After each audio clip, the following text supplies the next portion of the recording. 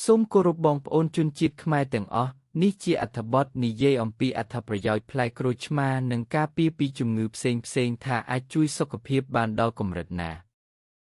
ផ្លែក្រូចឆ្មា Lemon គឺជាផ្លែឈើមានរសជាតិជូរប៉ុន្តែសម្បូរទៅដោយសារធាតុចិញ្ចឹមនិងមានអត្ថប្រយោជន៍ច្រើនសម្រាប់សុខភាពអត្ថប្រយោជន៍ផ្លែក្រូចឆ្មា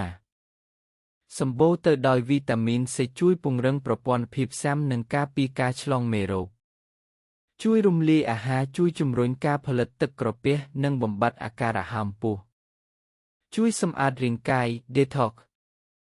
ជួយបំបាត់សារធាតុពុលក្នុងរាងកាយនិងគាំទ្រការងារតម្រងនោមល្អសម្រាប់ស្បែកជួយបន្ថយស្នាមខ្មៅនិងធ្វើឲ្យស្បែកភ្លឺថ្លាដោយសារវីតាមីននិង Antioxidants ជួយបន្ថយទម្ងន់ជួយបង្កើនការរំលាយខ្លាញ់និងគ្រប់គ្រងចំណង់អាហារការពារជំងឺផ្លែក្រូចឆ្មាអាចជួយការពារជំងឺមួយចំនួនដូចជាការពារជំងឺផ្ដាសាយនិងការឆ្លងមេរោគដោយសារវីតាមីន C ខ្ពស់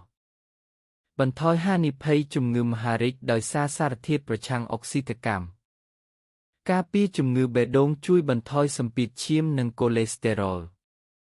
ការពារជំងឺក្រពះអាស៊ីតស៊ីត្រិកក្នុងក្រូចឆ្មាជួយកាត់បន្ថយការរលាកក្រពះសេចក្តីណែនាំមិនគួរផឹកទឹកក្រូចឆ្មាជូរខ្លាំងពេកព្រោះអាចប៉ះពាល់ដល់ក្រពះអ្នកមានបញ្ហាជំងឺក្រពះគួរប្រុងប្រយ័ត្ន